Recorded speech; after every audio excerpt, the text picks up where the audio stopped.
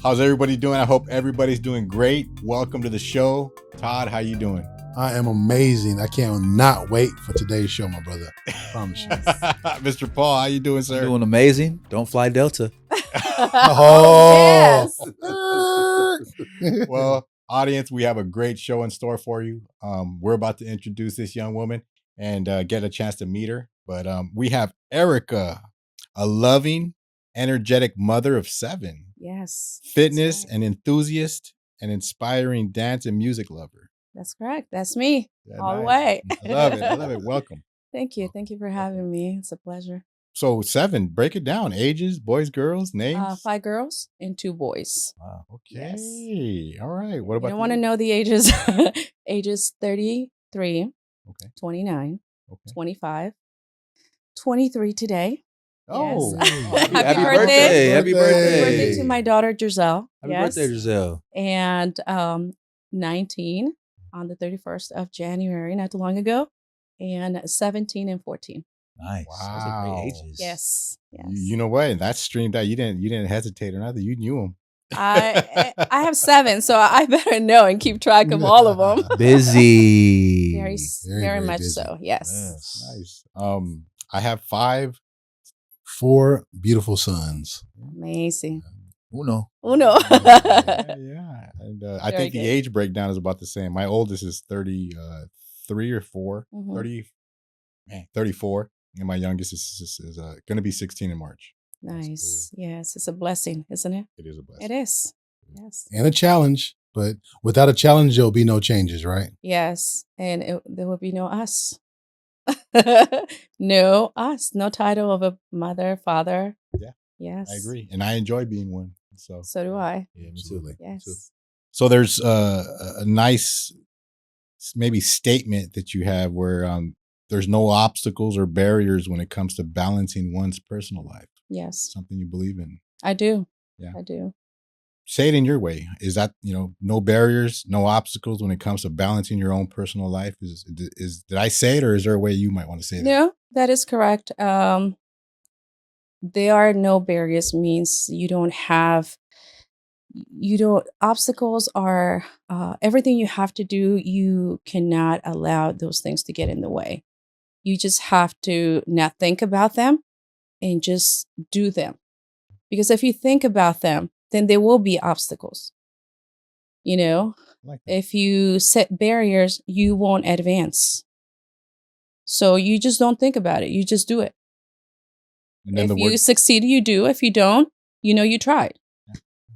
and you throw the word balance in there, where you have, and that to be raising children, to be having your own career, to be doing your own personal life, balance has to be there, right? It's a must. It's a must, because if you don't balance your life as an individual, then there will be, as I said, barriers. There will be obstacles. There's going to be a lot more things that are going to stop you from becoming who you want to be, or maybe you don't even know who you want to be because you don't really know. Yeah, agreed. You said that something that defines you when we want to learn about who you are and we want to learn about your story is that you have the gift of self-strength, and it's after escaping a 4-year domestic abuse relationship. Yes. So Yes. self-strength, is there another way of saying that? Or Yes.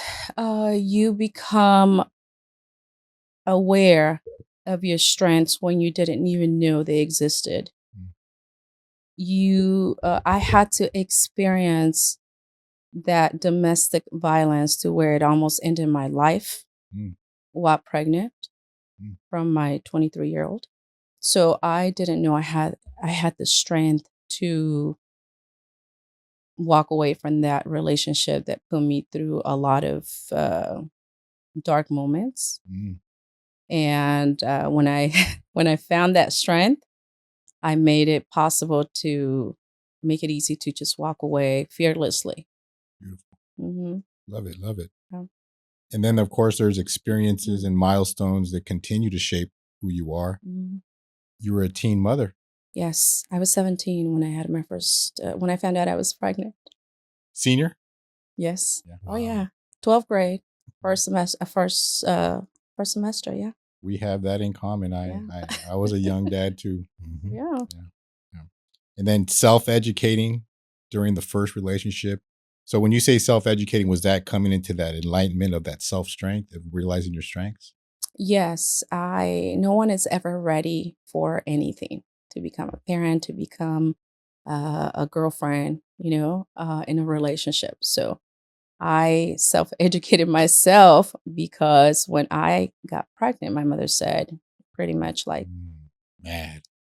this is not happening. You are pretty much on your own.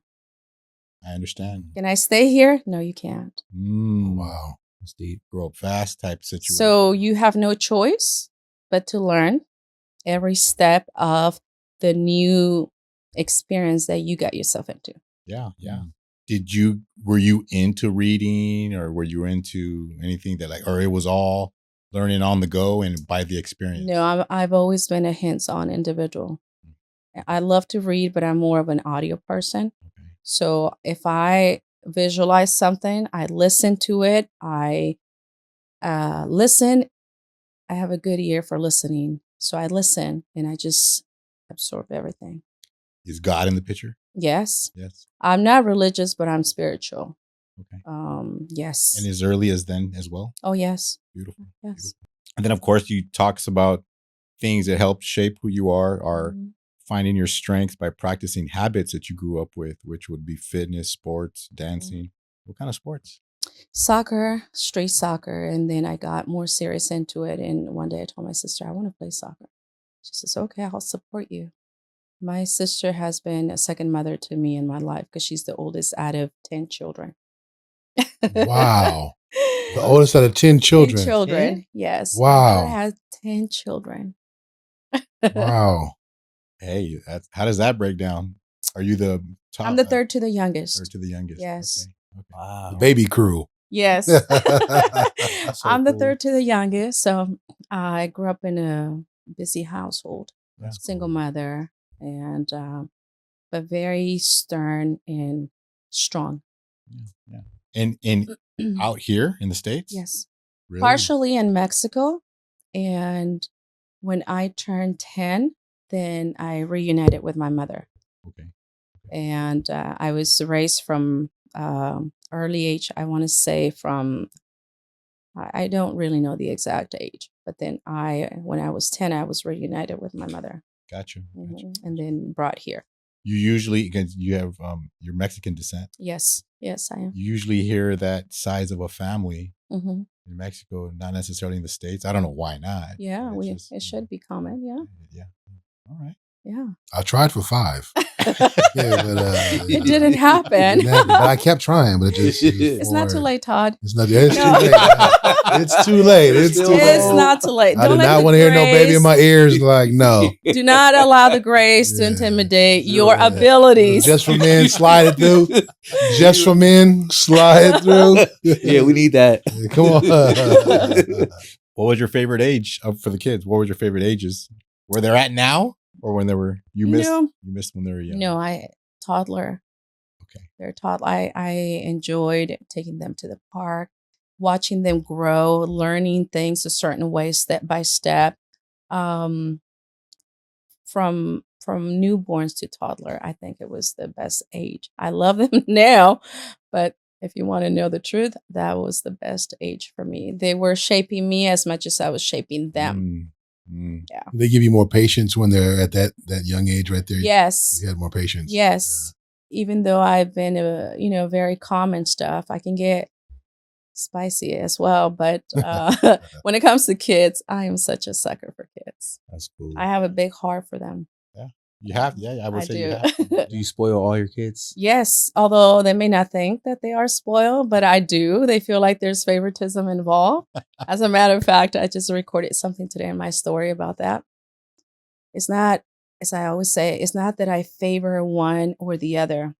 What it is that out of 7, everyone comes with their own personality, and everyone requires a different type of attention. That's Yeah. exactly They right. do. So some are easier to manage and deal with. Some of them require more timing and investing. in talking and teaching Yeah. that it may seem like I'm being difficult and hard on them, but I just want them to get it while I'm around. Well said. Yes. Well said. I think they're listening right now. They're I think they're listening. It's, I hope right so. here. You better be listening to She's moms spitting right out now, wisdom. okay? Yes, Mhm. I'm hoping that they do listen. I Yes. totally agree with you. Yeah.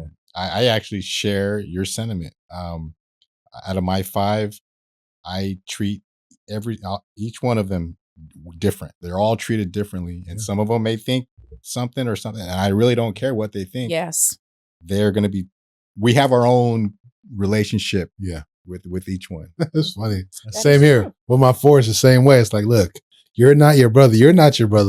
Like, I talk to you in a way. No, you guys, and they share clothes up and down the line, but each one of them are different, you know. And, They are. yeah, They own their own personalities, absolutely. and they don't understand. Yeah. Yeah. It's All right. difficult. All right. Well, audience, we got a little chance to meet her. Now we're about to dive into some real good stuff. So get ready for some eavesdropping. Yes.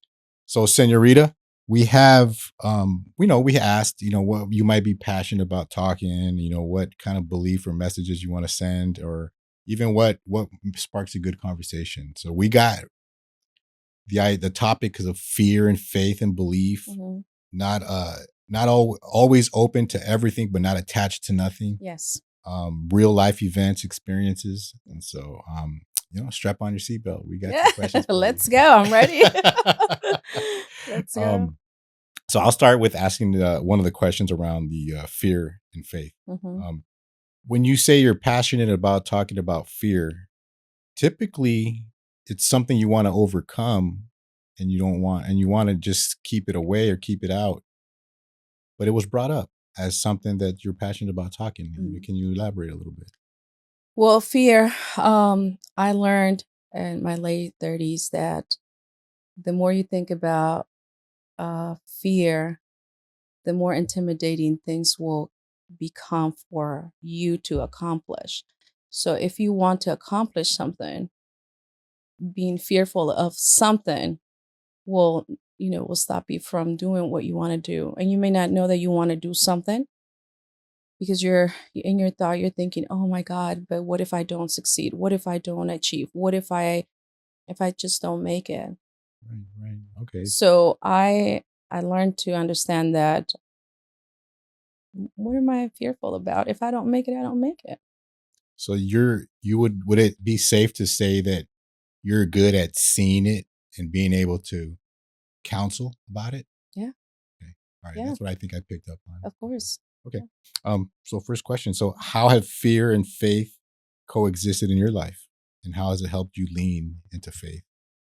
Well, I think the fact that I was released at 17 from my mother, I was having to experience a lot of things on my own. If I learned this on my own, I can learn anything. That's a great way. That's good. Determination. Yeah, like what is it? No one's watching me. No one cares what I'm doing. No one cares if I succeed or if I don't succeed. What do I have to lose? What's a game? So that was my thought always. I know you were speaking earlier about transformation and this transforming you because you leaving home early. I'm sure that was something that transformed you from, a growing young girl into something special as you are now. We appreciate you being here. Thank you so much for making it. But I have a question for you. Please. Okay. What's a belief you've once held strongly that you've since let go of, and how did that transformation change you? That's a tough question, but it won't be difficult to answer, and I'll tell you why. Because throughout all the challenges that I experience, unexpected challenges, people turning their back on you, you come to realize like you're pretty much on your own. Wow. You don't have no choice but to create something out of nothing. Wow. Yeah. Has that contributed to some of the resilience in your life right now? in raising your children? Every day. I tell my kids, you guys will never know the journey that I have experienced from an early age because you guys have not gone through that. And the reason why you have not gone through that, because as long as you are under my care, I will make sure that that doesn't happen to you. Yes. As long as I'm around. That's good. And I think that that's a lot of strong, and then you also, I'm sure you have a sensitive side as well too, but that's the single mother's desire for their children as well. Yeah. Too. So Eric, I have a 2-part question for you. Oh, Okay? bring it. All right.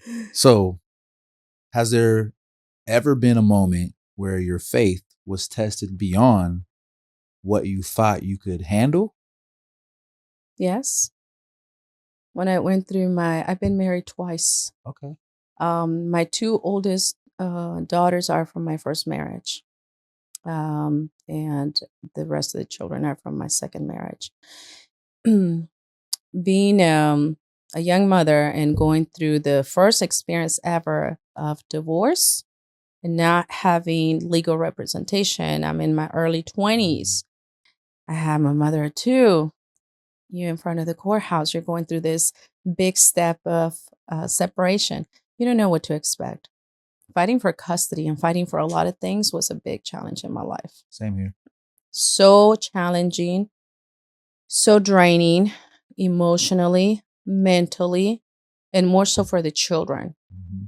Like I said, I'm a sucker for kids. Mm-hmm. So having to see the children go through that experience as an adult, I feel like we can figure out how to deal with and cope with challenges, stress, and depression. But children, it's a challenge for them. And how do you help them when they're not with you? That's deep. So you kind of already answered the question, but I'll ask you just in case you want to add some more. And the question is, the second part is, how did you find your way through? I never lost faith. I just felt like I used to always tell myself, God, if you have placed me where I am today, it's because you believe that I can make it. You believe that I have the strength. But I wasn't always strong. I would break down and I would run into amazing people in the street because I would go to the park and cry and let my emotions out away from people that knew me. And I would run into strangers. And I feel like this is God through this person bringing hope and uplifting my spirit that was so dark, depressed, and down. Yeah. And going through the challenge that I was going through, like drinking excessively. Yeah. I went through that. Wow. Those are like God put those angels in Yes. the right place at the right time. I strongly believe that he did. Yeah. Mm-hmm.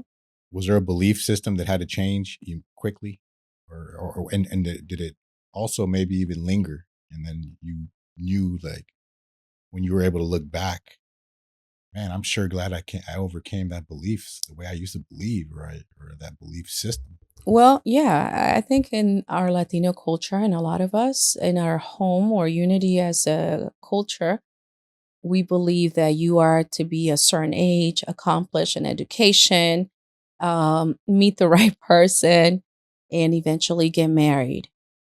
Right? That's what our mother wanted for all of her kids. Mm-hmm. Well, that wasn't the case, obviously. And that was what was planted in us. But how the life turned out to be, I believe that, okay, this is what she wanted from me, but you can still make it in a different way. Maybe not as early as it happened, but you can still have that. You can still have that person in your life. You can still make something out of what your parents wanted for you. Maybe not as quick as it did, but it will happen. And that's now happening with my older kids. But in a different way that it happened with me. Okay. Are you a grandma? I am. I am a proud grandmother. Hey, AJ. My grandson is 11. My firstborn, and my amazing, loving Mila Rose. She is a year and 3 months. Look at his eyes. Look at his Mila Rose. eyes. Do you have a Yeah, Mila? she's a doll. I have my first granddaughter, and her Oh name my is God. Mila. Yeah, Two Milas. She's Two. dope. She I- is- And they both are dolls. Mila has Mila all is a loving baby, Wow. and she's amazing. Her name is Mila Rose. My daughter, who's 29, Ashley, she's expecting another child, and it's a baby girl. So and my daughter is, I think, 30. The Yes. one that had the Mila. yes. Oh my That's God, cool. how That's- amazing! Yeah, Mila's dope. I mean, But let me not leave out my other two grandchildren that are by my ex-husband. I mean, my ex-husband. His firstborn has two children, and we've always been very close to one another. We have an amazing relationship, and her name is Isabel, and she has two children, Daisy and Ezekiel. So they always call me Nana. Nice. So they're also my grandchildren. So that's crazy. I said total of 5. Oh, five. It's gonna be 5 with the one on the way. All one love. My bro, Yes. All one my love. bro's son's name is Ezekiel. Really? Yep. So we call him Easy. Yeah, we call my Yeah. so we call my bro. What Easy. an amazing world we are living in right now. That's Mhm. That That's is crazy. amazing. See, Dang. it was meant to be. Golly. Two Milas. That's Mila and like you say when you see that. Mila's Because crazy. I was gonna ask her. So I was gonna ask How does earlier. Mila? She's 2 in August. Oh. She just turned 2 in August, so she'll be 3. Congratulations. How old is Easy? Ezekiel, I want to say he's 5. No, Ezekiel is 6. Yeah, he's 3. He's such an amazing three. kid. Yeah, Very calm, very, beautiful. All of them are. that's Yeah, crazy. exactly. I was actually very excited when I learned I was going to become a grandparent. Yeah. And I'm loving it. I love Oh it. yeah. People say, "Wait a minute, you're a grandma," especially when I'm outdoors with them, and they call me Nana. They're like, "That's your Nana? That's my Nana." They thought I was the older sister when we go out as a family. Oh, I thought that was your older sister. No, that's my mother.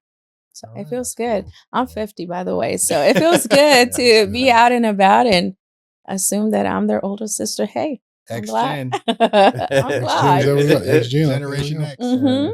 Yeah. Have you ever struggled with letting go of something or someone you've deeply attached to? Oh, yes, of course. I'm a very loving person. So when I get into a relationship, it's difficult to let go because I enjoy just being with one person and not have that relationship with multiple people. Gotcha. So, especially when I connect well and everything seems to flow, from emotionally to goals to experiences to mental thinking, you connect with that person. There's so much in common. And to know that something so insignificant can rip that apart due to weakness Mm. from another person, from your partner. It's getting deep. I That's better a great give me answer. I better give me a tissue because it's getting deep. That's a So, great answer. so because you leaped into things of the unknown, do you have advice? Oh, I mean, I can only speak from my own personal experience that has helped me get through that emotion, that feeling, that experience is what I said. Be open to everything, but attach yourself to nothing. And I learned that quote from Wayne Dyer. Mm. Yes. I love Wayne Dyer. I love him He has too. great books. Rest in peace to him. But amazing quote. When I read that book, when I read one of his many books, I found that quote and I told myself, it identified to me in my experiences in different areas, not just in the relationship, but also as being a human being and always giving people the benefit of the doubt, and always having to have my trust violated because I am a giver more than a taker. My mother used to say that's going to be a gift and a curse if you don't know how to manage that. It has been more of a curse than a gift. Well, I think it's not if you're unconditional. It is. It is very unconditional. Yeah. I talk about unconditional love all the time. I think it is if you are conditional, because then you're like, oh, it's not being reciprocated. Yes, and I don't look at it, let me do for you and see what you can do for me. Yeah, I wasn't raised that way. yeah. You're not keeping score. Yeah, you I don't am keep not tabs. keeping track of anything. Yeah. Even when female, male friends, I have more male friends than female friends. But the female friends that I have, I'm the same way. I'm no different with them than I am with my male friends. I never keep a tab on what I've done for you. Now you must do for me. Yeah. If I have any knowledge and I know that you can benefit from it, I just freely give it away. Yeah. Because I always think that, what is it for us to keep? For what? What is that going to do? I'm not making money out of that. My bank account is the same. It's not growing. Mm-hmm. My spirit feels the same. Or more abundantly when I do than when I don't do, unconditionally. Because she answered it. She did. That's why I was like debating if I should even ask her. You know what?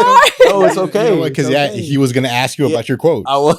Oh yeah. About your quote. Yeah, I was going to ask you, but let's go round robin with that quote. Yeah. All right. We philosophize here. So with that same quote right there? Yeah. So let me ask her then. I'll just ask her anyways. So since you already answered it, but I'm still going to ask you. Yes. What does being open to anything but attached to nothing mean to you in practice? Just learn everything that you can while you can, but don't expect nothing and don't attach yourself to anything, because it might disappoint you. And if you become disappointed, it's because you have an expectation that you shouldn't have expected, because you don't know what is there. So don't expect nothing from something you haven't even, discovered. Just be open to it. Be open to learning. I'm so happy you're here. Can I talk to the viewers on this? Talk to the viewers. I really hope you guys are Tell them, eavesdropping. Because I've been in a relationship with a woman that was very nice to me, but her expectation level was beyond. Because at the end of the day, I'm not a job. I'm a human being. We're supposed to grow together. Yes. And in growing, I think that it's okay to have expectations, but like what you're saying, you're gonna get let down. Yes. Every time. Yes. So just grow and move forward. But we're attached to our kids, aren't we? Yes, we are. So how do we jump that around through our head? As far as for to making that quote still work. I run that all the time with my kids. I remind them, like, don't expect nothing from something you haven't even experienced. Go with the flow. True. I mean, how can you expect anything from something you haven't experienced? They're just living right now. They're going based on what we are teaching them as parents. But our experience, well, I'm going to speak for me. My experience is not going to be their experience. But I do have to warn them. Expect something. This could happen if you want to go there. Now, what about your personal attachment to them? Do you even apply it there? Because as much as you love your children, you're attached to your children as well. But you also, if using this wisely, will allow you to not let their mistakes disappoint you. Or how do you juggle that? Yes. I'm going to share something that my mother used to say to me. My mother knew my capabilities before I even knew them myself. She had a foresight. My mother knew all of her kids' personalities and abilities because she will watch us while we would do certain things and examine us. She knew when we were lying. Well, she knew who was lying, who was not lying. She knew when I stutter, I was lying. So she knew a lot. And I used to watch my mother watch us. And I think a lot of the things that I am today is because of her.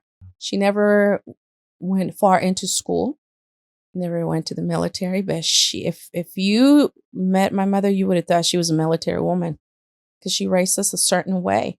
There was no room for failure. So to answer your question, when I would do certain things, she would tell me how disappointed she was of me.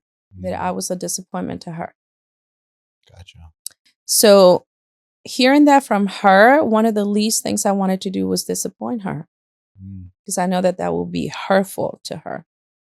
And she had already been disappointed by some of my siblings. So what I do with mine, I basically just, what they do doesn't disappoint me. It makes me feel like they're not listening to what I'm trying to teach them. And that reflects back to the initial conversation that we were having about how they feel there's favoritism. Mm-hmm. There's no favoritism. They are listening right now. Yes. They are listening to this part. There is no favoritism. You just refuse to learn the way others are learning. And if you cannot learn what I'm trying to teach you, and I am trying to teach you over and over the same steps, you're going to have a difficult time dealing with life. That's right. That's right. So actually there's a being open to everything but attached to nothing. And then in that connection with our children, we're open to all of their experiences, but we're not attached to a certain bar. Maybe the bar is there, but we would be disappointed in ourselves if we did so. Yes. Yes. How do you balance being open to new ideas, experiences? Oh, I'm sorry. This is now the openness and the attachment part. So we got some series of questions there. Yeah. How do you balance being open to new ideas, experiences, and people while maintaining a core identity? You have to know your place as an individual. You have to know when to go and when not to go. You have to be in control of everything you do, because at the end of the day, if I'm not in control of myself, when my kids are watching, it's me. That's right. You know, I am a reflection. They are a reflection of me. So what they do, how they move, how they talk, how they act, being that they have spent most of their life with me, it reflects who I am. I was just having this conversation with my son yesterday.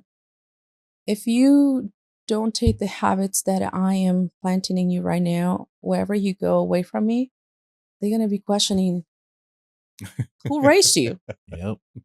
Somebody didn't do their job, because that's what I say to myself when some of my children bring children to the house. What the heck? When, especially after eating, Real talk. Or after coming from playing basketball in the backyard, You go wash your hands. they don't wash their hands. And I am looking like I have an issue with not being clean. So when I see that, I tell my kids, can you tell your friend to wash their hands? And they will be ready to pick up after their friends' plates. And I said, no, say the sink is here. Let me show you the house. Let me show you around. This is where we wash the dishes. If you tell them, feeling at home is also picking up after themselves. Yeah. Because that's what I do with my kids. Cleanliness is true. Cleanliness. Because like you said, your process may be different than the other mother's process, because they may be used to just keeping it messy. You're like, oh no, not here at this house. Yeah. And I tell my kids, wherever you go, you have to represent the habits that we taught you. Even though my ex-husband and I are now together, he's very much involved from a distance. He's in Austin, Texas, and we have an amazing relationship, better now than before. He's very much involved in everything. So whatever habits you learn when you visit him, they bring them to me. What I teach them when they're with me, they take them to him, and we both talk about them. Yeah. And wherever you go away from your parents will represent who we are and what we've done as parents in your life. Can I ask a question on that? Because there's a lot of single parents out there, and there's parents that are co-parenting. So what does that process look like for you and your ex-husband, if you don't mind me saying that, sir? Yes. But how does that look like you guys co-parenting? What is the process for you guys to communicate to one another, to be on one accord, to be able to stand and back one another up during those type of, challenging conversations between the children? That's a great question, man. That's a great question. And I think it's so important, because in the world that we live in, there is a lot of us a lot of single mothers. There's a lot of single fathers, and never to discredit. I always say what I say openly with all due respect to everybody without discrediting anybody. But we have a job to do. And one of our number one job, if you're not in a relationship with someone that you conceived your children with, our job is not just to raise our kids or to ask for financial support because you have a child with me. If the child doesn't live with you, why are you asking for support? Support your own child because it's the responsibility equally. Don't ask for money. Ask me how I can raise my kid. If you don't know how, ask me for help on how to raise the kid. Great advice. Him and I have a great relationship. We communicate. We stay in contact with each other. I'm on my way to this interview. I was letting him know that I was coming to do this interview, and I was so excited about it. He knows how I feel about production. That has been my world for many years. And I didn't know what to expect, what we were going to talk about. But this is a great question because it's so common. And I see a lot of parents, mothers, fathers, so entitled. As a parent, as an adult, and you would think as a common sense person, your job is only to communicate with this person and to make sure that the child you have together learns that communication without confrontation in a negative way, because that will allow the child to have a great relationship with women or men when they start dating. Right. Because if they see a negative behavior in the home, they're going to take that outside and mistreat whoever they end up dating. But if it's a female or a male, why? Because it's happening at home. So it's common, but it's not common. It should not be common. That's right. I agree. Thank you for sharing. Bare necessities are important. That was deep. You know, hey, hold on. Deep. Yeah. Time for a drink. Cheers. Man, And to yes, apple juice. Cheers to that. Yes, and to further what she was saying, what I got was cleanliness is the closest thing to godliness. It is. So parents train your kids to clean and behave when they're at other people's homes. So I have a question for you. Yes. Can true personal growth happen without some level of attachment, or do we need to hold on to certain things to evolve? No. Why will you hold on to something, and why will you attach yourself to something? If you attach yourself to something, there won't be no growth. How are you going to grow if you're attached to something? So that's something, it all depends on what you are attached to. Okay. If you're attached to something that is elevating you, then remain attached to that. But if you are attached to something that is only degrading you and not allowing you to see beyond what you see there, I would not want to be attached to that. Just the way you entangle yourself to that and became attached, you can remove yourself from that. How would you remove yourself from that? If it was slowly. Okay. You nothing happens overnight. Right. The same way it took for you to attach yourself to that, that's the same way you detach. Yeah.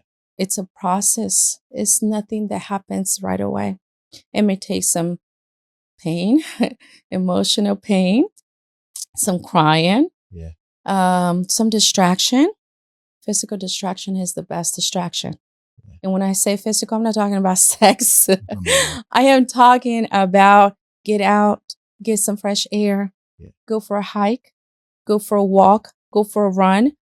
Do something that is going to distract your mind from something that is being difficult for you to let go. Yeah, you definitely sounded passionate about that question. Yeah. I had to really learn that process, and it was not easy at all. You did mention, you made a distinction that if it's lifting you up, elevating you, then no problem. Stay attached to that. Yeah. What would be some examples? If we're talking about a relationship, if it's somebody that has minor work, I always say, I'm going to share something that I did with my relationship, and I'm hoping that it makes sense. I made a list of all the positive, and I made another one of all the negative.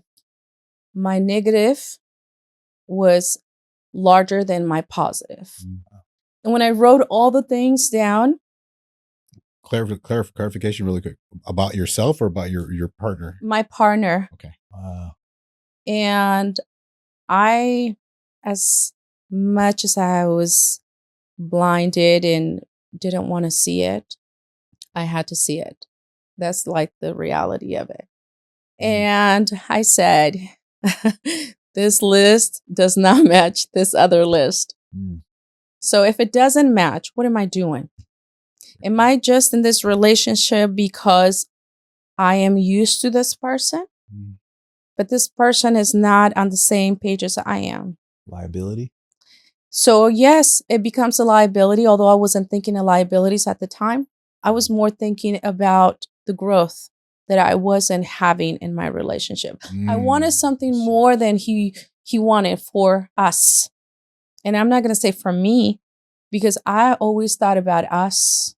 When you're in a relationship, it's not about you, it's about us. Because it's not just you and I, it's the children we brought in. Yeah. So when my list was, my negative was larger than my positive, and I give it a try, I give it a few more years. We separated. We tried from a distance. It didn't work out. No changes were made. I've decided it's best to let go. I never hold grudges towards anybody. Anybody that knows me can tell you that. I may be upset at you for some time, but I will reach back to you and tell you. I wasn't I wasn't feeling right at the moment that you and I had this argument. So I'm calling you now because I don't want to have this animosity in me. I just want I want us to be at peace. I'm a peacemaker rather than a troublemaker. You think that comes with age? Yes, it comes with learning life lessons that we experience. You're either going to learn or you're just never going to learn and grow. I think at the age that I'm at now, peace is such a big deal. It's the best companion. The best companion, even if you don't have a partnership. But if you are at peace with yourself and how you are moving in life, you don't have to have money. You don't have to have possessions. You don't have to have anything. Your peace will compensate all of that. Yeah. I think as you get older, you should have less problems. I don't think you should have any problems as you get older. You don't want to deal with nothing else because you should have already learned a lot. At least at my age, at 50, I have learned. I tell my kids, there's nothing that you can tell me that is going to break me, that is going to affect me, or that is going to stop me from moving other than death. Yeah. My mother used to say, there's a solution to everything except death. Yeah. And that's true. That's true. So your mother was disappointed with you when you were pregnant with 17. Mm-hmm. What's the relationship now? My mother passed away July 2015. Oh, 2015. 2015, she had various medical complications, diabetes, heart attacks, strokes, dialysis treatment. She's had it all. She beat cancer at one point in time. And there was a lot going on with her health. So we're talking the pregnancies in the 90s. Mm-hmm. And then 2015, did things get patched up? Yes, we, of course, mothers can only go upset for so long. My mother was strong. As soon as the babies came along. It took maybe about 3 years for us, after my daughter was born, 2 years after, for her to want to get in contact with me. So from 17 to 18, 19, 20, from 17 until the age of 20, I was not in contact with her. So, and then, with that experience right there, I would say that it probably shifted and reshaped the way that you thought because that made you independent. Yes. So my question would be, what's one real life experience that completely reshaped how you see the world? My first divorce. A lot of learning in that. Painful learning. A lot of pain. A lot of being young and having to manage to learn fast because you're young. So there's no time. There's no time to sit down and say, oh, I'll get it. You have no choice but to learn. And because my mother set certain things for us in our mind to be a certain way, I didn't want her eventually to look at me as a failure. So I always try to make it a point to make sure that I was not a disappointment to her. Although I had already become a disappointment getting pregnant at a young age, I just didn't want to disappoint her more. I wanted her to see the mature person. Yeah, Corrections. I wanted her to feel proud and say, well, even though she walked away at 17, not what I expected of her, but I'm not disappointed. She turned out to be good. She knew I loved my kids. She knew I was passionate about learning about my kids and just being the best mother that I could be. Although you can want to be whatever you want to be, but life is going to throw challenges in your way that you may not be what you want to be at times. Yeah, it's huge. Ericka, looking back on your life, is there a moment that felt like the lowest point, but ended up being the catalyst for your greatest strength? Yes. Like I said, just learning from 17 and learning every step and taking into consideration every experience reshaped me. I grew up too fast. Mm-hmm. Yes, I grew up too fast. But every year, I felt like the growth became bigger, stronger, and I became in tune with my identity. Let me double back because I think Ruben might ask this question. So let me try to. So when you say you grew up too fast, are you saying you grew up too fast because you had a child at an early age? Yes. So you're no longer a child yourself. Right. You are going to be looked at as a child because you're 17. You are a child with a child. Mm-hmm. But I never looked at myself that way. Because you had to go through it? Because I had to experience the fact of being a mother. So there was no time to think of my age at the moment. That's right. You have to make it happen. You're not a kid anymore. You're like a young adult. You are a young adult with the responsibility that you created for yourself. True. Did it give you a little bit of a chip? Like you got to prove it? A lot. Yeah. Yes. Heavy, stress, sad moments, panicking moments, because you're thinking, what am I going to experience? Technology was not available then, how it is now, where kids can get to see how a kid is born. I had no clue that having sex the first time I was going to end up pregnant. Oh, yeah. I was never talked about sex. We never talked about sex in my life. Mom and dad didn't. Jerry O'Sagari. We did not. Wow. I had no idea that I would be pregnant the first time. Wow. That's like losing myself to someone. That's a high school joke because I think we grew up in the 90s. Yes. So that was a high school joke that because I'm an early father, and we have friends that are early fathers. Yeah. What do you guys consider early fathers? I was 17. Yeah, he was 17. Okay, you were what? 26. Oh man, I thought he was younger. Oh wow. You were you and Ericka. I was 17. I was a senior. Yes, I was a senior as well. The baby was born when I graduated. After I graduated, but during my senior year, Yeah, Ruben's got a baby coming. You know, that's kind of cool. Hey, Well, I'll tell you the story later, kids. Uncle, your Theo will tell you the Dismiss this story. episode. hey, you and I are on the same chart as far as Really? I'm mine at 25. but Yeah. what I wanted, the joke that I wanted to make was that we pick on other friends and say that during their first intercourse they were pregnant. That was it. One time. And it happened. Let the water hose go. Ah! It's not a joke, it's a reality. It really is a reality. I promise. I know. Promise. I told my mother, you never talked to me about this. Yeah, that pull-out game. You never talked to He's me. just like, sit in there. You never, Oh, you know, sweet. she never sat down to have those conversations. I'm waiting. Our parents never talked like that. I don't think, not even to my brothers who were young men, you know, good-looking men. My mother never really had number one, there was no time. She was a single parent working to take care of it was 10 children, but unfortunately 2 passed away at an early age. Wow. So there were live children, 8 of them that she had to care for. Wow. Can I ask you a So- question? Not to. Yeah. You had an early pregnancy, but did your mom have early pregnancy? Oh, yes. Yes. My understanding is she was 14.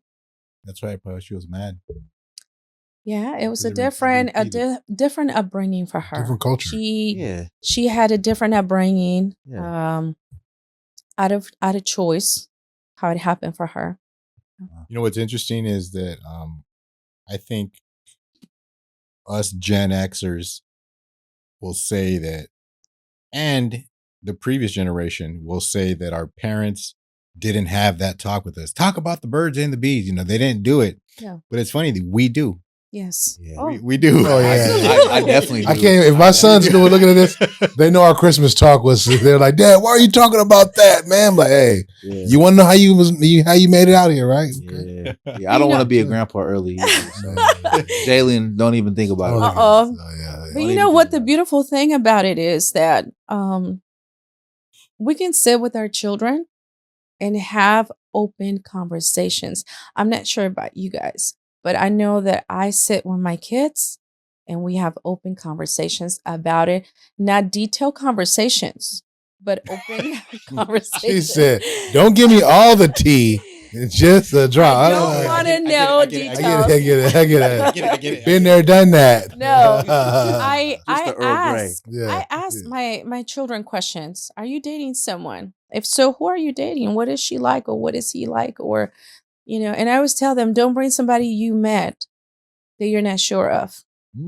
Not everyone is gonna come here.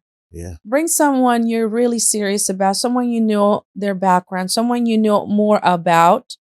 So don't get to know somebody right away, say, oh, this is my boyfriend. I won't look at that person as your boyfriend or your girlfriend. Didn't put the work in, fella. No, Nope. I said it takes a lot for you. It's going to take a lot for you to give him that title or give her that title. What lesson or what's a lesson that took you years to learn and you wish you would have understood it sooner? That's a great question, bro. Yes, thanks for asking. No one has ever asked that question. It's a hard one to answer, but I will answer because I've been wanting to answer that question. Is there a few or only one? I don't know. We'll find out. When you come to realize that your family, you have family and you have relatives, and you have come to identify who is your family and who are your relatives. And I'm talking about siblings. Again, I'm going to speak on my personal experience, but I'm pretty sure that is very common in a lot of homes. With my mother, some of us are from different fathers, but the same mother. But we were all under my mother, raised under her. And it's sad to say that when you're young, you're naive because you are raised to get along with everybody. They're your siblings. So you get along with everybody. And some of them, you may love them more than they love you because you are siblings. You come from the same person, right? But you also come to realize as you get older and you have experiences with your siblings, that some of them are going to be there to love you unconditionally and to look at you as their sister, or you look at them as your sister and brother. And some are just going to be your relatives because you're related to the same mother, but you are going to learn to separate them from brotherhood or sisterhood. Because the treatment is not equal. And they will look at you for one mistake and hold you accountable forever and break that relationship that you once had as a brother and sister and never rebuild that. So you learn to understand that you were never really my family. You were just my relative. We're just related to the same mother, but you're not acting like my family. Because family will overlook at your actions and forgive you and move on and love you and make sure that that mistake doesn't ever happen again. And some will hold that against you for life and never forgive you. It's sort of it reminds me what your story reminds me of a scripture that you might have heard it, where it says that some friends will be closer to you than even a brother. Yes. And that has been in my life, those that know me, those have interacted with me, those that have closely come in contact with me have learned that about me. So to define that lesson, would it be that you were naive about how that relationship was when you should have just been like, you know what, I should have. Yes, of course. Got it. As I said, I don't hold grudges towards anyone, even though if you do me wrong or you've done your things, I forgive you. And I have learned to forgive. I'm not going to sit here and say, oh, I'm such an innocent individual. I never broken a plate. No, I've done my contribution. At times. I have played a contribution to some things that might have added to how they have looked at me. Of course I have. I'm human. I'm going to make mistakes. As I tell my kids, I will always make mistakes because as humans, we will learn as we go. We try not to make mistakes, but it will happen. That's the reality of life, or else we wouldn't be here. But to be held accountable for something for the rest of your life, to where now you are disconnecting from sisterhood, brotherhood, from the same person that birthed you. Yes. I would say that it speaks to personal growth. It does. Yeah. So I feel like I have grown, sadly, away from a lot of my siblings. I have grown, and to be quite honest, you grow to respectfully realize that the best thing to do is to be apart from relationships that are painful to you, whether if it's your brother, your sister, a friend, or someone. It's best to keep them in your heart from a distance. Love from afar. Yes. And that's what I have done. I hear about how they're doing. I ask how they're doing. I love them unconditionally, but it has done a lot better for me to be away than being close to them. Yeah. Wow. Yeah. You know, before I dive into my question, I want to just say, I respectfully honor how you've been vulnerable to talk about, things that have affected you in your life and how you've reshaped and recentered yourself for growth. I share a lot of things, especially when it comes to the siblings. I'm thankful and grateful on how eloquently you've expressed that, because I think that a lot of people that are watching right now currently share that same sentiment. You come from a big family. Yes. And all of you are not going to love one another like just unconditionally that way. Yes. Even though I try to, teach my sons how to love the same way. There's going to be some friction. Yes. In between the brothers. Yes. But as a parent, we try to do the best that we can to keep them to love one another and be unconditional to love one another as well too. So I want to say, and me and my sister, we don't talk. We haven't talked for years, and the way that you said that, how, relationship, how you're in a relationship. What did you say? Relative Relative, family. relative versus family. there's a So difference. yeah, I haven't had a physical conversation with her in years, and it's just over some envious type of stuff. Yeah. I might be doing things that they might not be doing or Mhm. ever see themselves to do, and they're looking for a way to pull you down in certain Yes. ways. So it's just unfortunate. Yeah. Now, my question to you, and I always see, and I'm gonna turn this up a notch too, because we've been dealing with some deep things, but I see how you like to heal. You like to heal through storytelling and music, and so Mhm. I've seen that too. So, what role has storytelling played in your healing and growth? Whether sharing your own or listening to others, what? I honestly, I like to share my own. I listen to others, but I can only share with you my own, especially if I don't know you. I can't share someone else's experience just by listening to it. Yeah, I don't know them personally. that makes sense. Nowadays, unfortunately, anyone can just say just about anything to get someone's attention. I share my experience, my motherly experience, my, self experience, my daily experiences, personal, professional, and that's just has been pretty successful for me with other people. And this is just my observation. Like you said, you express yourself really well, and I love it.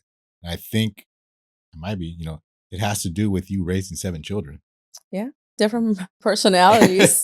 Yeah, Yes. Yeah. So I would say that you're probably a great storyteller. So I'm a different gen, but here we go. I definitely know and understand that most people in the world don't have emotional intelligence, but you definitely have. You have emotional intelligence to a T. Like, Oh, thank you. and I think it's your upbringing plus the fact that you're an early mother. Yes. I'm gonna get back to you, Todd. I'm in the same situation as you, brother. I have a sister. We're at odds. I'll say that we're at odds, for a lack of other words. Mhm. But yeah, I would love to mend that relationship with my sister, but sometimes I think people are caught up in their belief system that Yes. they're not allowing themselves to open up or talk about certain things. But she did reach out to me, and we had, through text. But it's not Nice. about that. So my question is to you is, if you could go back in time and talk to your younger self, Mm. what would you say in just 3 sentences? I'm ready for this one. Oh my God! Can I take a Oh, can I take a second to answer that? We're gonna Cheers, shot this. everybody. Cheers. Thanks, Hope Crown y'all Royal. Thanks, eavesdropping. Crown Royal. Thank you. Yeah, Crown Royal, send us a check. There you go. Mm. Yes, I've never had the apple flavor. Sugar Sean, It is good. Yes. 3 sentences. 3 sentences. Take your time. Listen to your parents, especially when they love you unconditionally. Mm. Yes. Is that an admittance? Yes, Yeah. it is. Unconditional love goes a long way. It gives you a sense of security, a sense of trust. And the third one would be get to know yourself better Mm. before you open up to get to know someone else. Mm. It's making me tear up, man. Where's my man? She got me. Poetry session. I gotta get out of here right here. All right, we'll shift gears. We'll shift gears a little bit. So, one of the other things that you had talked about, or you shared that you're passionate about, and like you like talking about, it's being fitness, working out. Yes. So, how has fitness shaped your identity as a mother and an individual? It has allowed me to be open-minded with myself.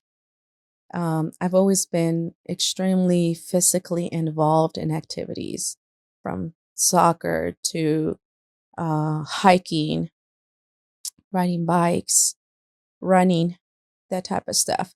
So dancing. um that has been a game changer. When I got, after my marriage, I found comfort, peace, and self-love within myself. The more involved I got with activities, with doing more active outdoor activities, I began to feel better about myself, have less things to stress about, and see everything that was coming my way with more clarity without pain or feeling painful or or like a heavy load. Yeah. It was refreshing. And the way that was making me feel confident. Yeah. Yeah. I felt like I'm on top of the world. This is nothing. There's nothing I haven't gone through in life that I can overcome now. Yeah. I agree. You go. Hey, she said, you heard her. She said she's a half 100, but she looks 35. Okay. So just believe that. Okay. I am. Never thought about it that way. You know what I mean? She's a half 100, but looks You're 35. funny. Okay. Okay. So what are some of the misconceptions people have about age, fitness, and what truly is possible in midlife? Like you said, you've been, exploring. So you're midlife now. Mhm. What's Yeah. possible? I feel like a lot of people feel like after you turn a certain age or you become a grandmother or you have traveled through marriages, failure marriages or relationships, they feel like, well, after you reach your 40s or late 40s, you should stop there and be at home, watch television like the typical person, right? For me, it's never been. I'm very active. I've always been mentally active. I'm always thinking. I'm always looking for challenges. If I don't find something challenging, I'm bored. Do you find people your age that think more like you or less like you? Less. I agree. Because a lot of people look at me without knowing me, but we get to know each other and we start speaking to each other. They don't know my age. So they think I'm in my late 30s. And they're like, how are you so like this and single and you're like in your late 30s, assuming. Mm. So I think it's less Yeah. like how I am. I am surprised about myself at times because of how I have become and what has become of me. I'm surprised. I I didn't know you were 50. I was like, what? I am How old you 50. doing? No, 35. I told you. Yeah, 35. Yeah, my bad. I didn't know But you were can put a 35. number on it. It's okay. Yeah. Just know that I don't Half date 100. anything under 50. We're on my half 100. I do not date under 50. Sorry. I'm not that person. You know what? That's surprising. So if there was a 35-year-old and he had his thinking was right and all that, you'd still say no. I've been approached multiple times. Great opportunities, great candidates. Pass.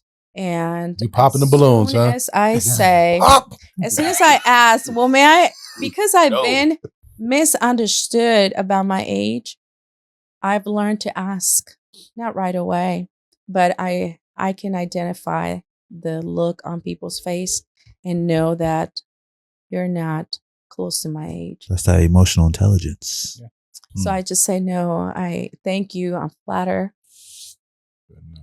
But, this is not the right time for me. I'll humbly pass. When I'm 60.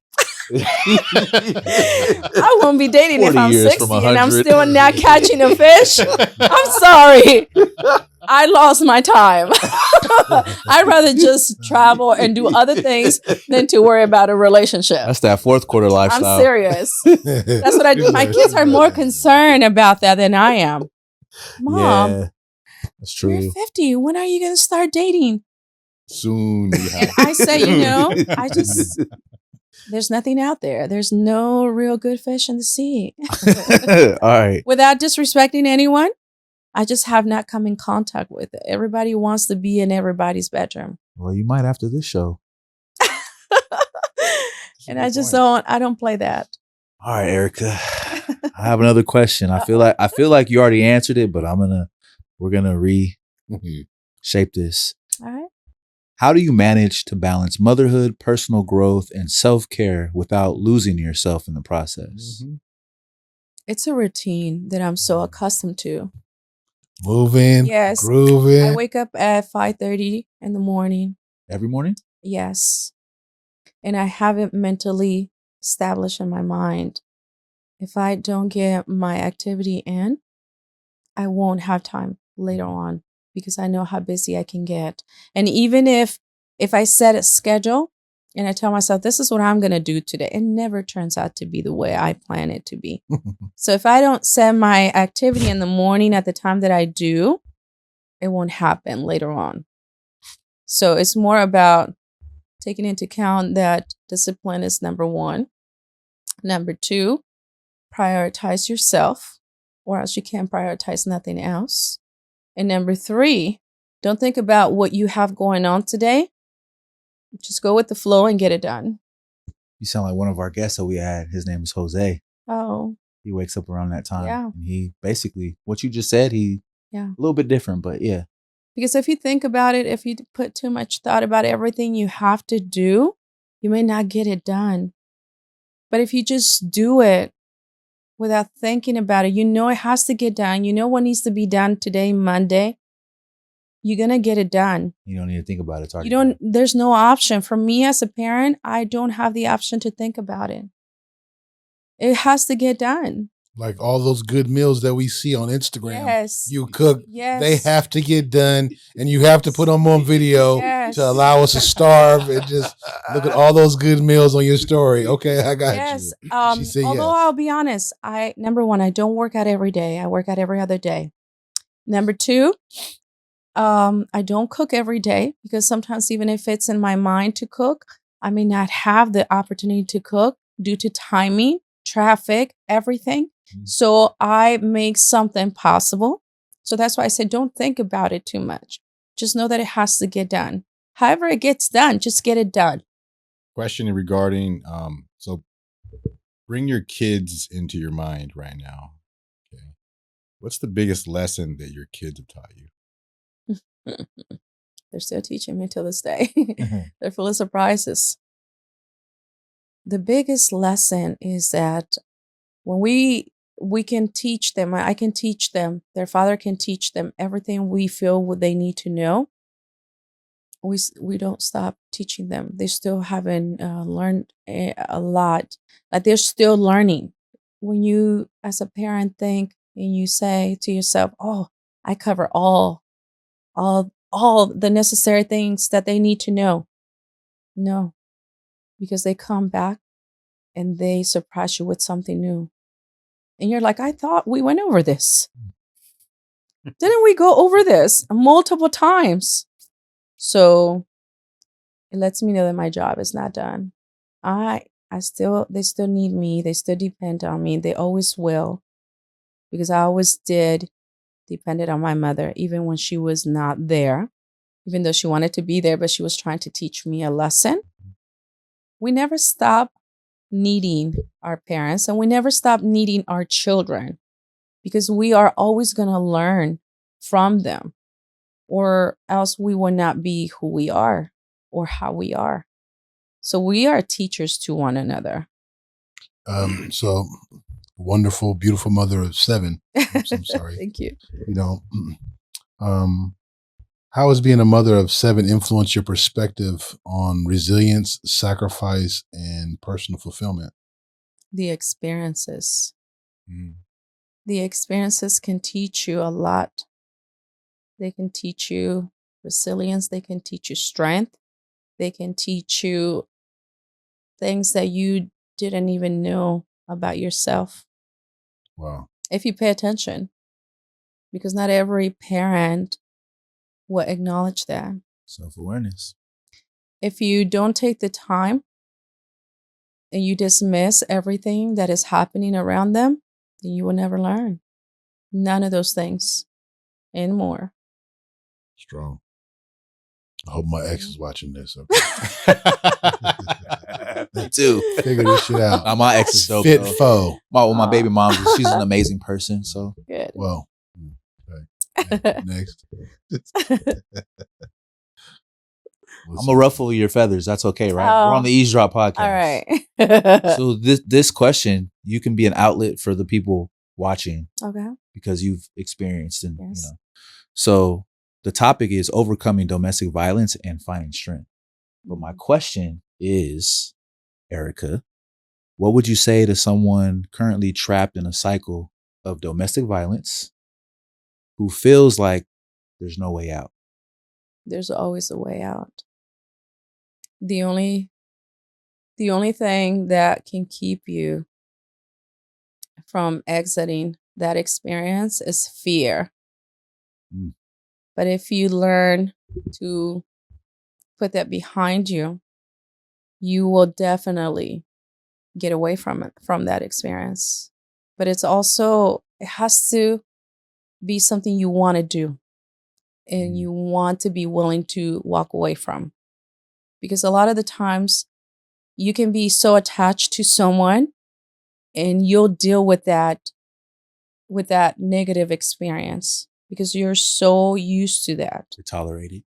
So you are immune to the pain. You are immune to the verbal abuse, that you have dismissed the normality of a relationship. You have to come in tune, rewind, and come in tune with yourself and tell yourself, how good does that make me feel? Because obviously that person you're with is not making you feel the way you want to be feeling at the moment or later. So walk away, and it's not easy, but you can do it. The way you walked into it is the same way you can walk from it. And it becomes intimidating because whether if it's a woman or a man, they find words to hold you to that relationship. Yeah. They will tell you, you will never find someone. You have 7 children, or you have this many children. You will never find somebody that is going to take you with them. You will never, ever do this. You will never do that without me. You will never go nowhere without me. You will never be nowhere without me. So yes, those are manipulative words to make you think like you're just weak and you have nothing going on for yourself, when in reality you do. But because you are so involved with this person that is keeping you drowning, like keeps pushing you into that cup where there's so much water and you're just drowning in that feeling, it makes it difficult, but it's possible. You have to be ready to want to walk away from it. You have to be tired. You have to be tired. And you have to have the strength and find the strength to say, even if you don't have family or a strong support system, just have the faith and belief that there's a higher power that is going to protect you from someone that is keeping you from being loved, from being accepted to your own self. Yeah, that's key. Having faith. Because that's what happened to me, faith. I lost the fear. I lost the fear the moment that I was taken into a parking lot and put a knife in my throat behind a church, the parking lot of a church. Wow. What a place. Yeah, exactly. Goodness gracious. And at that, we have arrived to halftime. Take a drink. Yes. Cheers that you got out of that situation. Yes.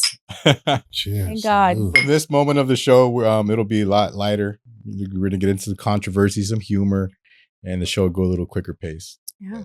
Thank you for being so open. Yes. Thank you for all the wisdom. Thank My you. goodness. Yeah, and she did it. She handled the rounds like champ. Yeah, you did. So naturally. What'd you say, Ty? What'd you say, Paul? What'd you say, Ruben? I got this. you all. I got this. Yeah, I got it. Know how to multitask. Yeah, got you guys. Throw the ball over here. Yeah, got it. So this one should be easy. Yes. So you brought it up a couple times, that like even what somebody might say to you, you got 7 children, and then of course you had the experience of having young children. I mean, having a child when you were young. Mm-hmm. Let's clear up the misconceptions about having 7 kids. What does that look like? For me, it was more of, I love my children. So it never bothered me to be told that I have 7 children. It never affected me or stopped me from doing anything that I've done. It has never been an obstacle. They have been my strength. They have been my guidance. And they have been my biggest supporters and critics as well, because they watch me. So if I'm doing something that I'm not supposed to be doing. Oh, they're putting you on blast. They do. All types of levels. They do. I'll get a phone call right away or a text message. Mom, can you talk? I don't like this, or I don't like that. Can you take that video down? Ooh.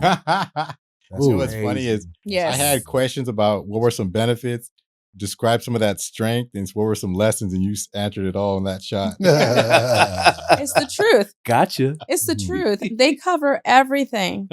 And then I tell myself, I can't even be mad at them because I taught them how to be a certain way. I have taught my kids how to be outspoken, how not to allow anyone, I don't care who it is, I don't care if it's the president, to talk down on them.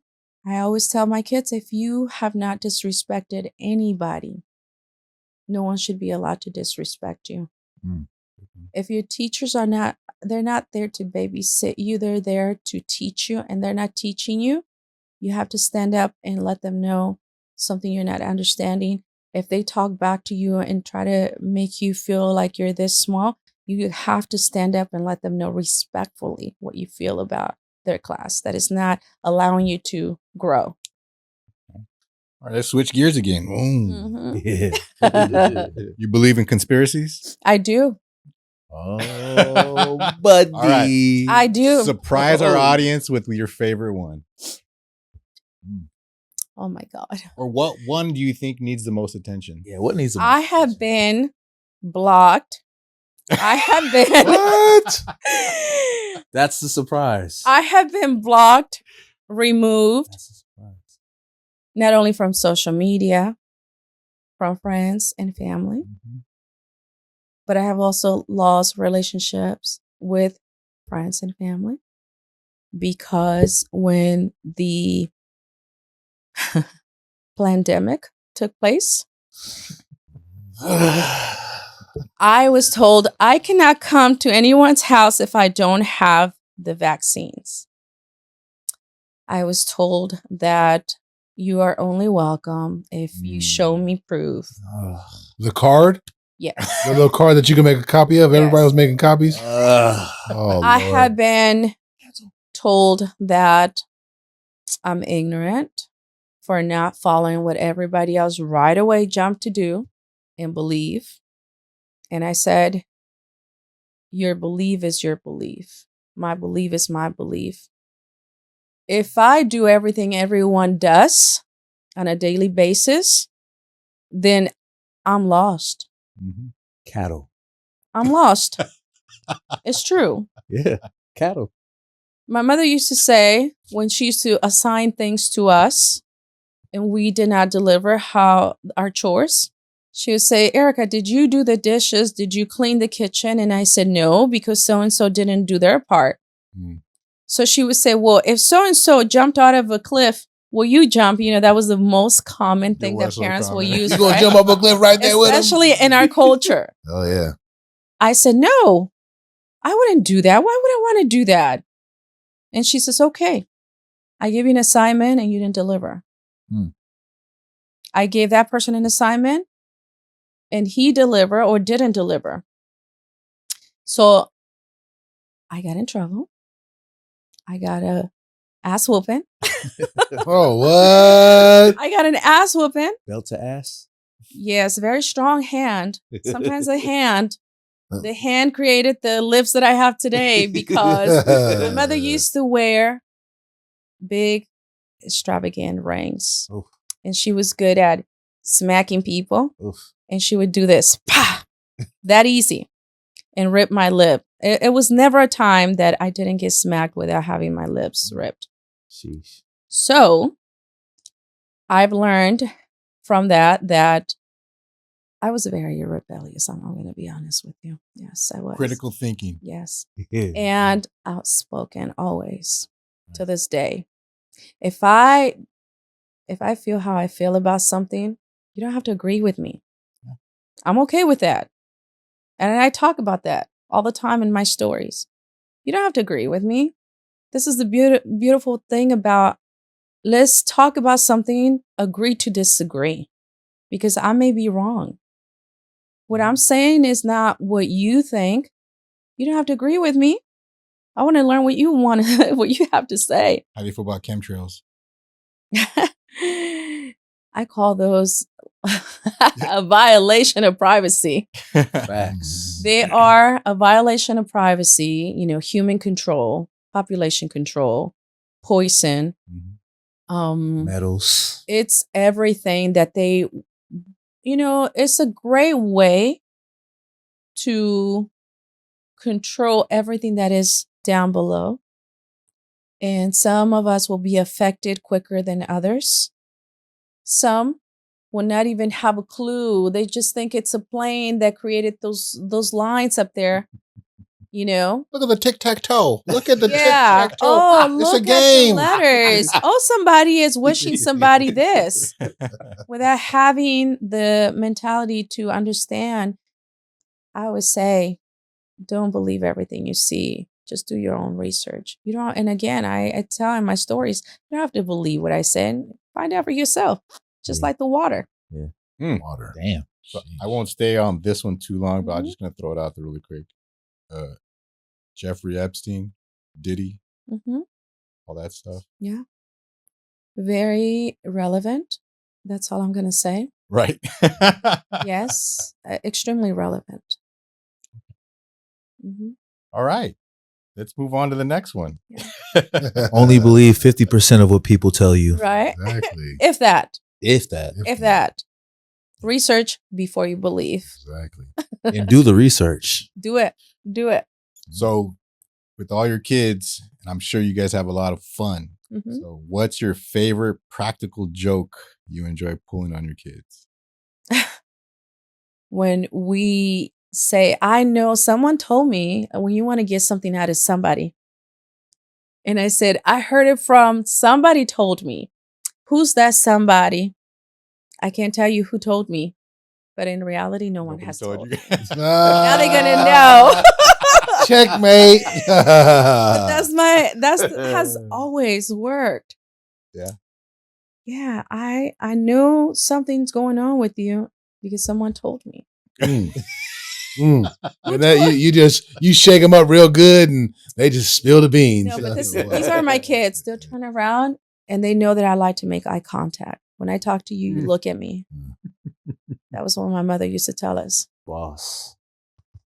Nice. And I do that even with people I interact with, especially at work. Yeah, business. Like if I'm talking to you, I I'm need not some over eye- there. I I'm need right some eye here. Contact. Yeah. I am. That's something my mother used to say. I'm right here. How do you Aquí feel? estoy. How do you feel when Yeah. they don't look at you? Mírame aquí. No estoy allá. Estoy aquí. How you feel when they don't look at you when they're talking? I know that they're lying. Something's up. Sheesh. You're not telling me the truth, and you're gonna tell me the truth, and you're not moving until we get through it. And that kinesiology, that study of the eye movement that you do, you're like a parent when they start talking, you're like, like you're already with the like they're already lying to you before they even start. You like beyond lean the left, eye you're lying. is the body structure, the body move, yeah, the the body hands move. that they Yeah. start doing this, and Uh-huh. you look. I tell them, you are sweating. Why are you sweating? Yeah. You You ask them questions where they answer. I was trying to answer your question, but you keep asking me more questions. Some of the children say, because you're so intimidating. Oh Lord. So yeah, to my kids' eyes, I am intimidating. That's funny. What are you a fire sign? I'm a Libra. Hey, I'm a Libra. Libra. See? Yeah. Oh, that's the symbol. Yes. Oh. scales. The scale, the balance. Yeah. Right on, right Wait, on. when's your birthday? September 24.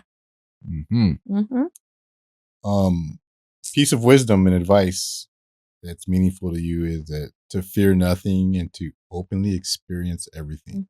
Elaborate. What do you have to lose if you take on experiencing something? What do you have to lose? It doesn't matter what age you are. I'm not saying that just because I'm 50 and I have gone through stages in my life. I am saying this because it's a relevant feeling that most people need to experience. Fear will only hold you back from the experience that you never got yourself into. When I say attach yourself to nothing, again, I'm taking that quote from Mr. Dyer. I learned that because you learn things, you experience things, but you experience them genuinely, openly, fearlessly. And that's when you enjoy them the most. When none of those things take place into that experience. Personal experience.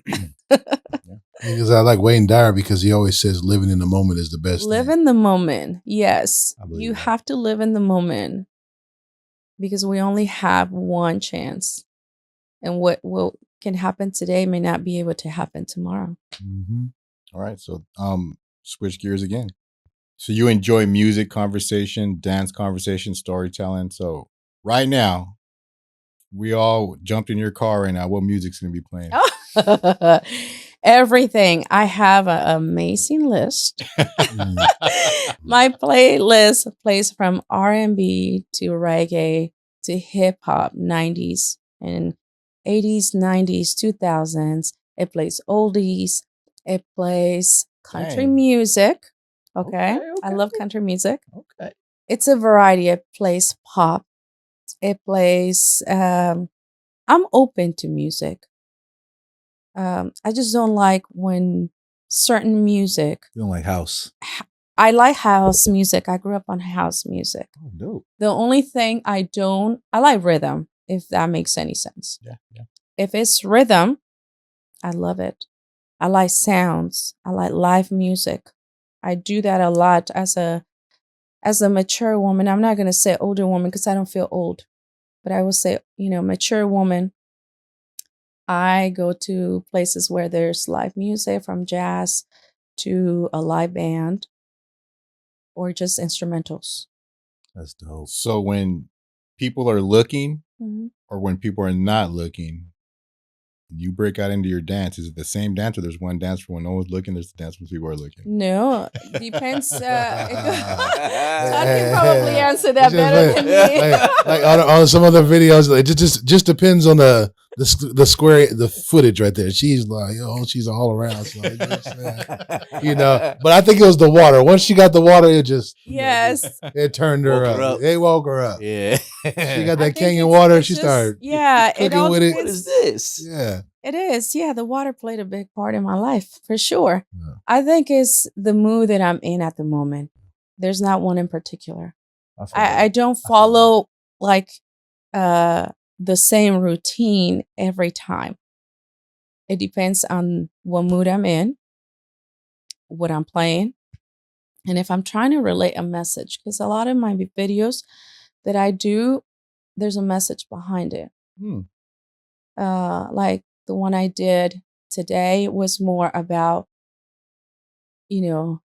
happiness every day. Like, without happiness, I'm not saying every day we're going to be happy, but you have to be optimistic. I agree. So it depends on my mood. And if I want people to understand a message, I'm going to put a song, a beat, and I'm going to put a move to it. That's dope. Now, can I add this? I don't know if this make the footage or not, but if it does, this is pretty cool stuff. So one thing I have noticed when Ericka does her stories, it will be like, it could be a song and then she can be singing the song and it's a beautiful day in Los Angeles today, regardless if you're having a down day, the upliftment is there, and with the song, and then she can sing the song and then she'll go right into it. Like, hey, don't let your heart be broken. Or she'll go into it. I just start laughing. Like, this lady is. It fun. blends in. The music blends in with my mood. The music blends in with my message. Beautiful. Let me touch on that. Ericka, Yes. you're a 75 baby? I'm 74. Oh, 74. Yes. Oh, okay. We're 73. 73, 74. Oh, shoot. Okay, I was just asking because you said okay. Of course, 74. 74. So, 3 words to describe you. Mm-hmm. And you know what? Just hearing you share this whole time here, Mm-hmm. this is exactly it right here. So she described herself in 3 words with loving, caring, and fearless. Yeah. Dead Loving, on. caring, Dead on. loving, caring, fearless. And she's a communicator. Yeah. Switch gears. Hey. Man, this one, man. You guys ready for this one? Oh no, it always gets deep. Is this a surprise? Like you notice, look. I thought the other How stuff deep was. I thought the other stuff was a surprise. Man, So hold you on. look. Let's get into this switch. See, we don't have any more, so this is gears again. we Hold on. Cheers to this. Let's take a sip. Crown We're Royal. in the Crown fourth- Royal has been nice. Thank you. I'll let you want more? Yes. Yeah, Crown Royal. This 4th quarter today is sponsored by Crown Royal Apple. The 4th quarter today Here you go, sir. is sponsored by Crown Royal Apple. Crown. Touch. Yes. Just a touch. 1,000, 2, 1,000, Just 4, three. 1,000, Oh, 5, yeah, that's and it. 6. That's A little bit. A little bit. Hey, that's it. That's it. Just a touch. Oh, you love Cheers, everybody. Cheers. Cheers. Cheers. Cheers. Cheers, bro. That's Cheers. right. Ericka. Cheers. Thank Ericka. you. Cheers. Now, just think about that, guys. She dedicated a lot of time to get here today, so we appreciate her time. So, Ruben. Yes. Guess what? All You right. guys did too. Yes. Your timing is just as valuable as mine. You guys waited for me. I So that's a appreciate big that. deal to me. Thank you. Thank I'm gonna you. see if you. I'm gonna word this in a certain way to see if you guys pick up on it. All right. Here we go. So you don't have any tan lines, even though you go tanning. That's a good one. How do you know I tan, Come by again? the way? What do you know about me? Todd, what have you been saying? Have we been about my surf- tanning Have we been experiences? surfacing the net? I said, look, I Somebody- know nothing. You want to know the truth? Yes, there's a tan line. Oh, okay. There are some. is, of course. Okay. Just the Tanning. lower area. That's it. Tanning beds. Yes, that's it. She loves the sun, gentlemen. I love the sun. The sun is powerful. The sun is powerful. Okay. Cheers. Cheers, That's what brother. cheers. That's what it said.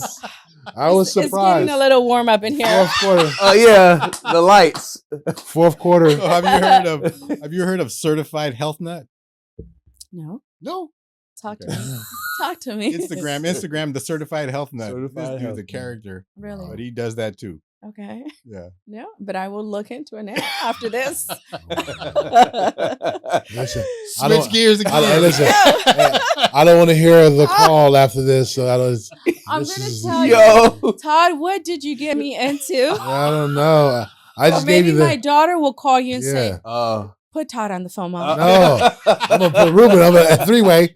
I know we never met Yeah, or exactly. spoke on the phone, He said, Yeah, hey, the form is but it? today, He said send the The way it form. was asked, Yo. though, it was a great question. though. I guess. That was a great question, bro. All right, See great here, question. ooh. Yes. Podcasts that you're currently into. Ralph Smart. Never heard of him. Yes, I love Ralph Smart.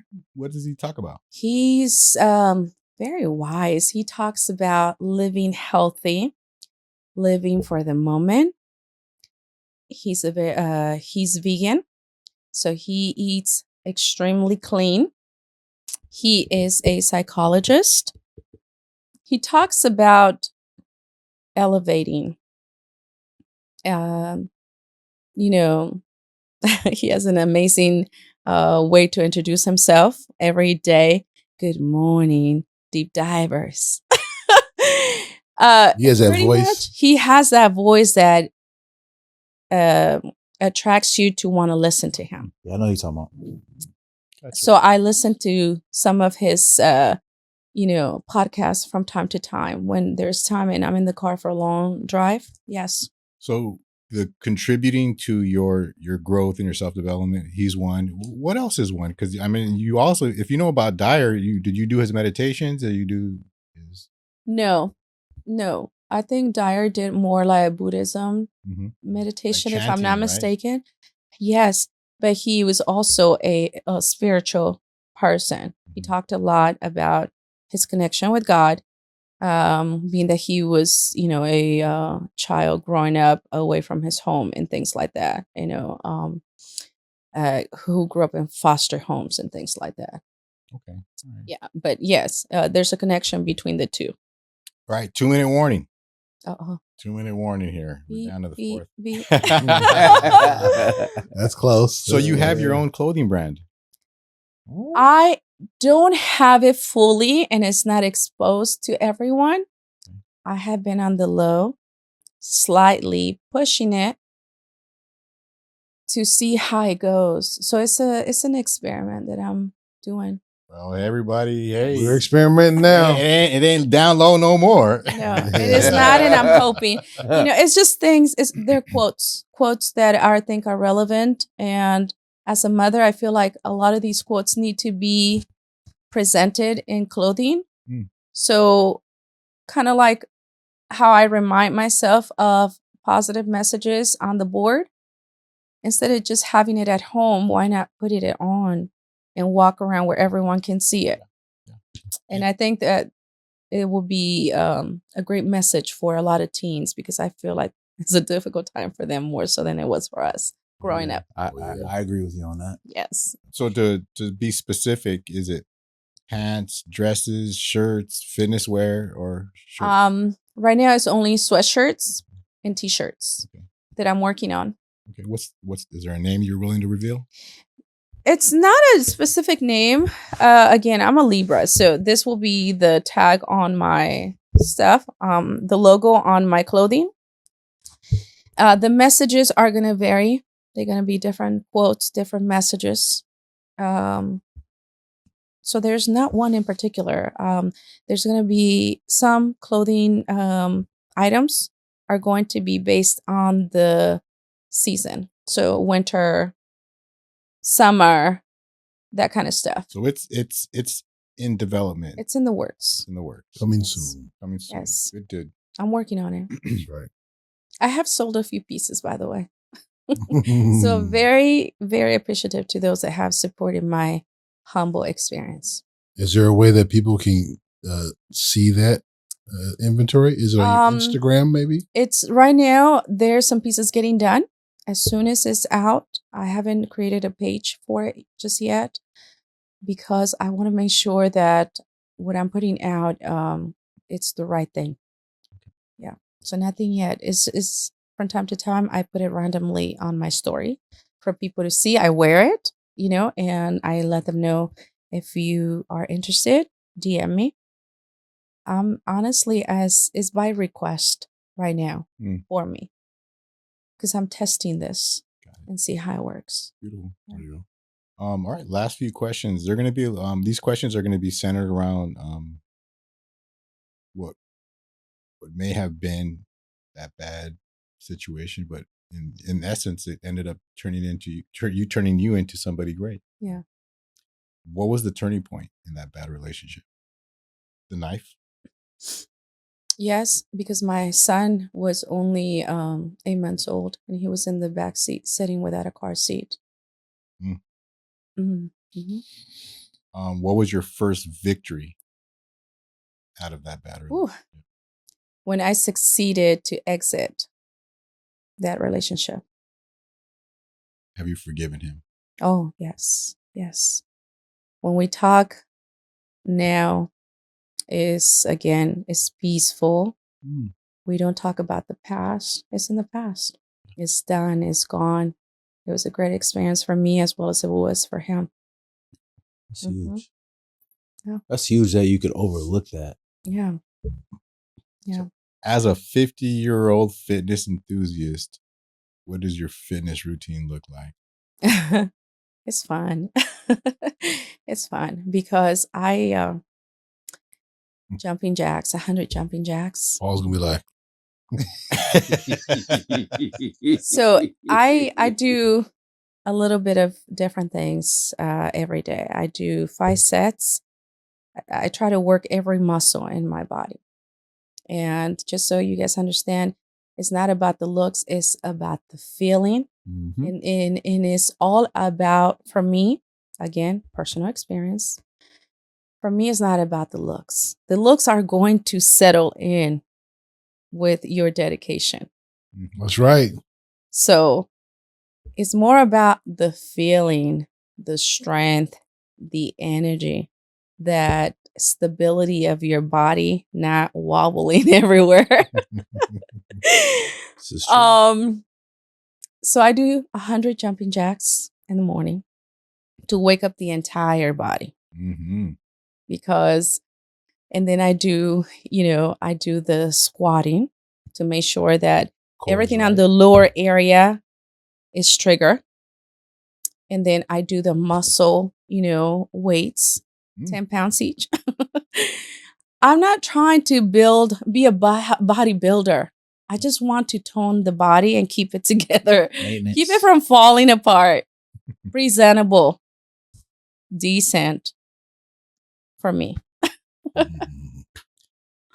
Ericka, I want to thank you for coming on this show and being vulnerable, being wise, being awesome. I loved your energy. I'm sure they can say the same. Thank you for coming on the show. Thank you for having me. Thank you for your patience. I didn't know what to expect, but this is so exciting for me to be here after so long of not being around studios and cameras. This is like reliving something that I enjoy. So thank you. Yeah. We do it. Thank you. Thank you. Yeah, thank we you. appreciate your time. Sincerely, thank you. With that, audience, I hope you guys enjoyed the show. We sure did. So hope you all learned something. Hope you're all eavesdropping. Yeah. God bless. Have a great one. Yeah. Easy. Any love. Peace.